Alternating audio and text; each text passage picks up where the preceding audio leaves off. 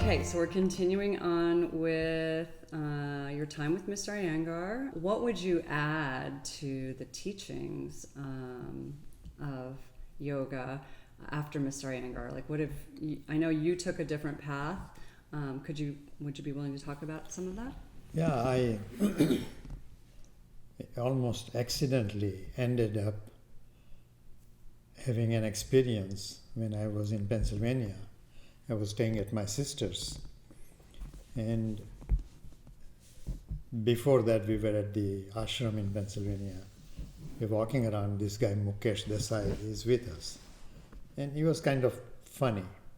So I asked my sister, I said, take him home with us. She says, he comes all the time anyway. So we took him home, and I did not know this about him. I knew that he was a singer, but I did not know the quality. He was one of the wonderful top students of Jasratji. So we took him home. Next morning, he's in one room, I'm in the room next to him, and I got up to do my practice, and he started what they call riyaz, which is da da da da da. It just can be annoying. And I thought, oh, he's going to disturb my practice. But then I said, well, he's going to sing anyway. I can't stop him. So why don't I have a different attitude towards it and see if I can enjoy it? And oddly enough, I found myself getting less tired, and my energy was working much better. So I got a little deeper into it. He does his riyaz for a long time, so I could do that. So afterwards I talked with him, and he said something like, yes, I've heard that this can give energy like that. So I said, well, why don't we try this with some of the yoga students? So he agreed.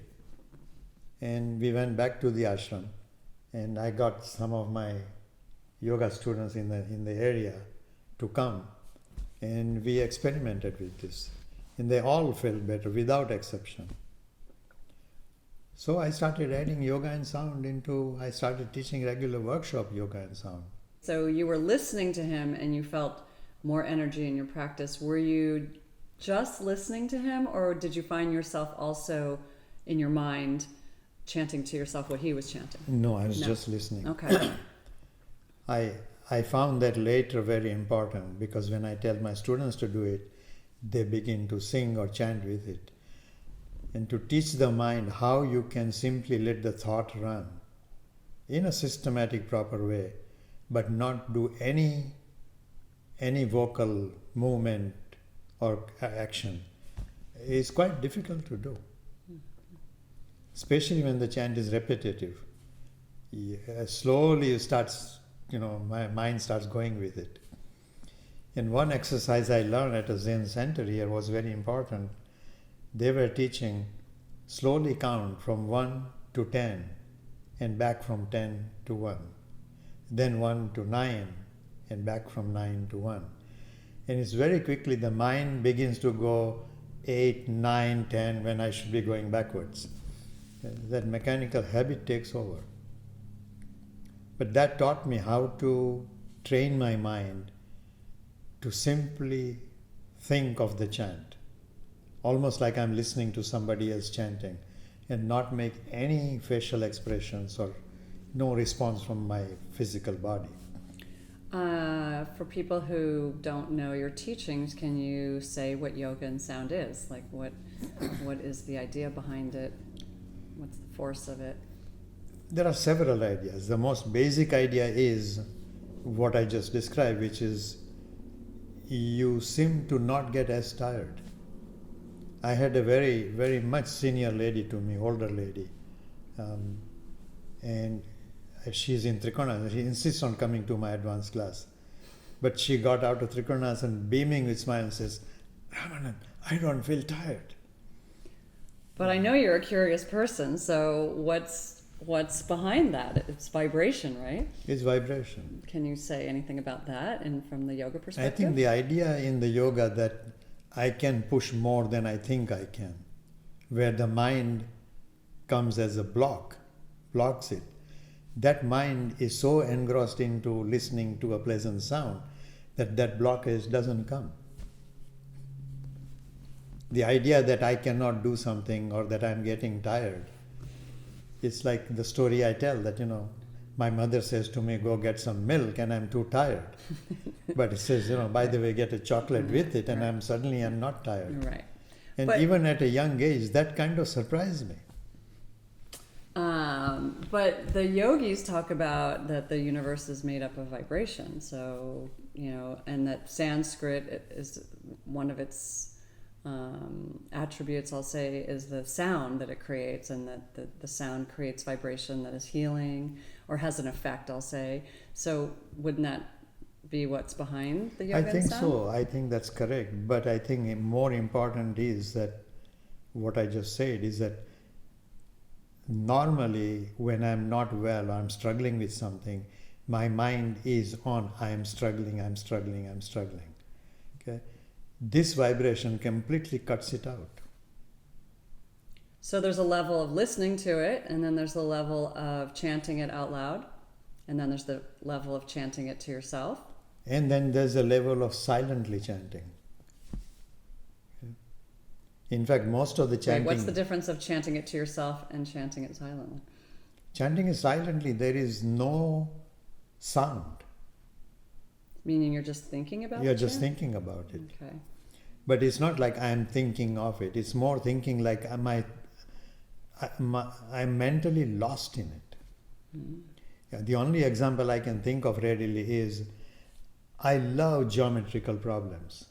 Okay?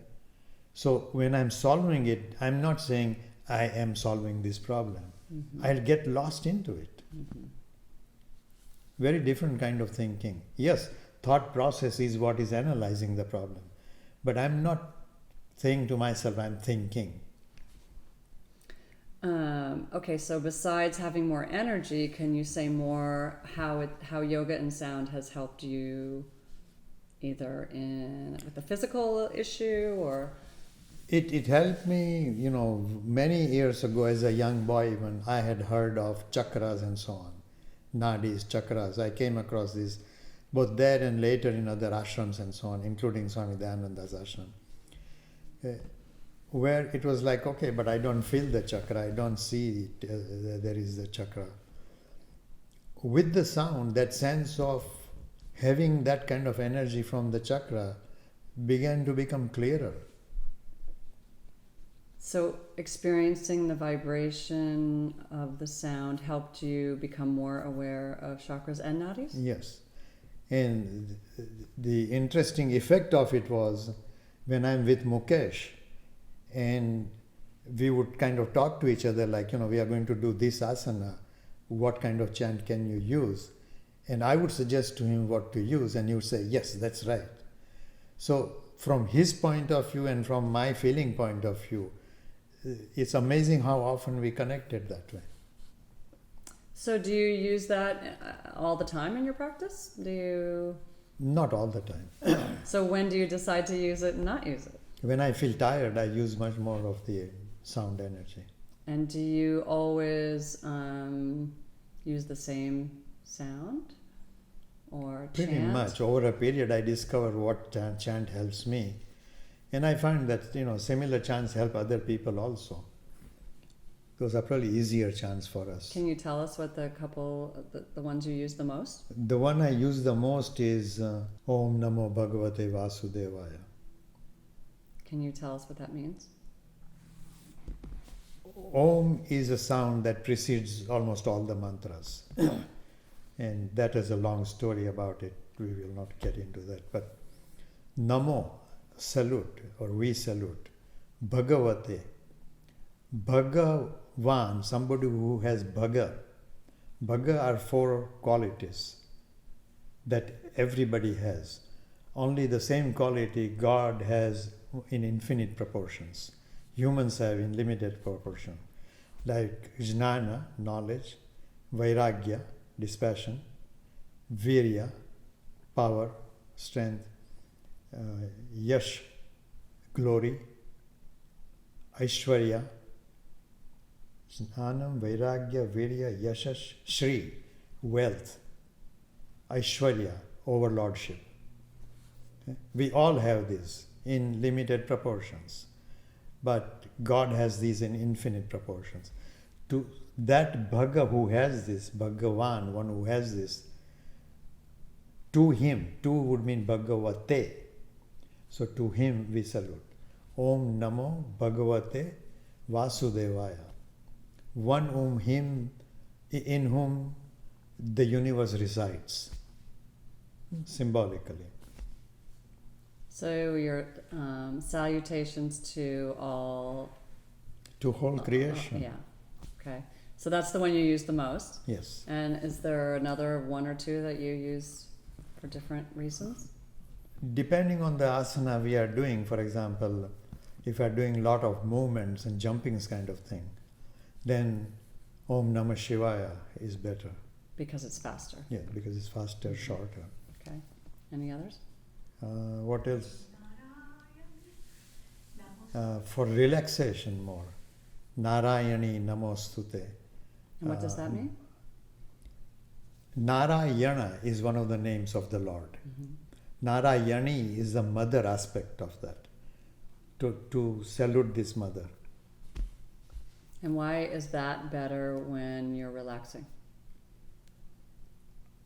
I think primarily because of the vibration. So it's What a I slower discovered, vibration? Huh? Is it a slower, faster, different than? It's different. Okay. It's a little slower, but it's definitely different. It was interesting to see that people who don't know the meaning of the mantra at all still have the same effect. In fact, knowing the meaning may interfere. An example I would give you out of Mr. Anga's story is one time I sent him a recording of a cadaver. Okay. Very good recording, I thought it was. He looked at it and says, yes, it's good to know the anatomical system, but it will also interfere with your practice. Because you now expect a muscle to do something, and that muscle may have nothing to do with it. So sometimes intellectual knowledge gets in the way. In the way. Yeah. Okay. Because the mind starts analyzing from the perspective of knowing, when actually not knowing is better. Like an example I'd give you, if when a child learns to walk, if the child could ask like, which muscle shall I use? It probably would not walk. Right. Do it experientially. Forget about logic. Later, if you learn the logic, it may be helpful. Well, okay, so I'm thinking about this part of our conversation in relationship to what we just talked about with Mr. Iyengar, and if I think about a lot of the senior teachers and the paths, a lot of people went in different paths, and you went towards yoga and sound.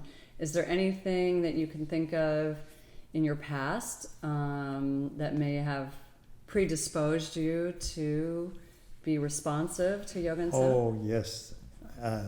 My father had very beautiful voice, very melodic voice. So he sang to you?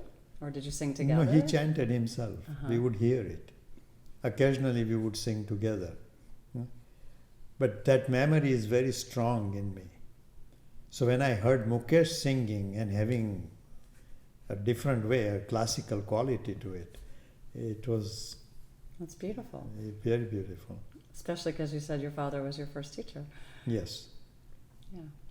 Very beautiful. Okay, so yoga and sound is something that you went on to discover, I'll say, and teach after studying with Mr. Iyengar. The other thing I'm curious about, and we'll do a separate talk on chakras and nadis, I hope, but I've never heard Mr. Iyengar talk about those things, and you do talk about them. So I do talk about him, and I have... Mr. Iyengar did not like that. do you know why? Probably because he did not ever try it, and he thought it was not a good way to spend time. In fact, the story as we heard it, although Prashant denies this, is that Prashant is a musician. He was playing violin. The story around the community is that Mr. Iyengar forced him to, he basically said, either concentrate on music or concentrate on yoga. You can't do both. And Prashant has actually sat on a platform and denied that, no, my father never forced me to do this. But later, when one of my students went to Prashant and told him that I was doing yoga and sound, his response was, there is no yoga without sound and there is no sound without yoga, which I thought was a beautiful support. But his father would not agree with that. Interesting. Now apparently Prashant includes different kinds of sounds. Okay, so now you're relating sound with the chakras and the nadis. Yes. Can you say more about that? Every chakra has a primordial sound Right. associated with it. Right. Okay. Knowing those sounds and not knowing intellectually, having someone like Mukesh sing those and then seeing the effect of those sounds, that gets more. I wish I had more time to practice that. You could get up earlier at 3 o'clock in the morning. Yes, I could, but I would die faster then, and you don't want me to do that. Kidding. And then what about nadis and sound? Is there? See, let me tell you something. I have very clear understanding that in this incarnation, this body has probably reached its limit. Okay? I'm not eager to die, but at the same time, I'm very confident that I will have another body. You people coming from another tradition don't have that benefit. You people. You mean, I mean Christians and Muslims and Judeo-Christian traditions. I've got news for you. I'm coming with you. So Oh, I'm okay. going to incarnate around you the next time, whatever planet that is. Okay, So, on one yeah. condition you can come with me. No interviews. Okay, this is the only interview for this life? On this plane. On this plane. Okay. All right, I'll agree to that. On tape. Okay, so nadis. Do nadis have sounds associated with them? Not that I have associated with, no. Okay. So. But now that you tell me, maybe I will look at it. All right. Well, I just have to interview you again. So yoga and sound, chakras and nadis are things that Mr. Iyengar didn't teach you. Are there other things that you can think of? I'm just thinking because I'm your student. Other things I didn't get to study with Mr. Iyengar both encouraged me and publicly discouraged me also. In what Privately, way? he would encourage me. Encourage Like you. he would say, you are an engineer, you should be able to, invent more props. Which was correct, and I did. Okay? But publicly, his attitude would be, who do you think you are? How can you invent anything? So I have come up with ways of working with props that he never showed. And in effect, only my students know it. But I think one time I was in India, at the end of a class, I was sitting outside at Iyengar Institute. He came and sat down with me and he said something like, what, Ramanand, this knowledge will die with me. He was in his peculiar way encouraging me to do more. But my response to him was, Guruji, how can it ever die? This is God-given. Okay? Every time one great master dies, it seems like some another one comes up. Okay? So why will that process stop? And he kind of liked it. Yeah, that's good. It's unlimited knowledge. For anyone to say that I have all the knowledge, compared to somebody else, that person might have more knowledge. But all the knowledge, you can't limit human ability like that. Everything that we thought could not happen, humans cannot do, humans found a way of doing. Like whoever thought of flying, considered totally impossible. Even with the first few airplanes that were invented, it was like, 100, 600 yards maybe. But you can't go from one country to the other. Completely changed. Travel to the moon, unheard of. In fact, I remember in my school days when one of the caretakers, or I should say evening kind of guard for the school, I played soccer. We come and sit down on the steps of the school. This African askari, we call him, which means policeman really. He comes and sits down to me and says, Bwana Patel, and he's talking Swahili, says, explain to me, what is this Russia doing, going up with, what is this? Just the Sputnik has just been put up.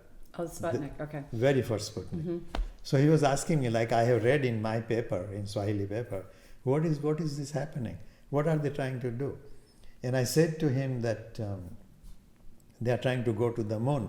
And he just burst out laughing. As if that was ridiculous. He says, my religious books tells me that, that is impossible to do. Yeah.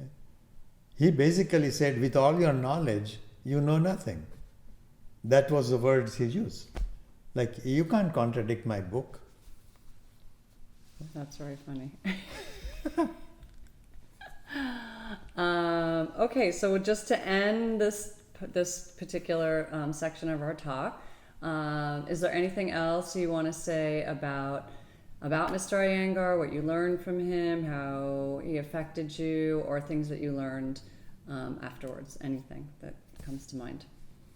I think what we were talking about over dinner is probably a good story of how science is limiting. Like at some point, some American doctors came and asked Mr. Iyengar if he would agree to do experiment on the effect of Shirshasana, head balance. He agreed. They went to a place called Lonavala, where there were students of that institute, 6 or 7, I don't know how many exactly. They were all put into Shirshasana. Within about 10 minutes, all of them come down. And what these doctors measured was how long it is before their blood pressure comes back to normal. But Mr. Iyengar's still up in headstand. Mr. Iyengar in head balance. So, according to the story I heard, 20 minutes go by, 30 minutes go by. These people get little tired and say, so how long are you going to stay here? And he said, as long as you want. And so they went away. Came back after another 20, 30 minutes. He's still in Shirshasana. Same question was asked, like, how long will you stay? He says, as long as you want. Now it's over an hour. So they also come down.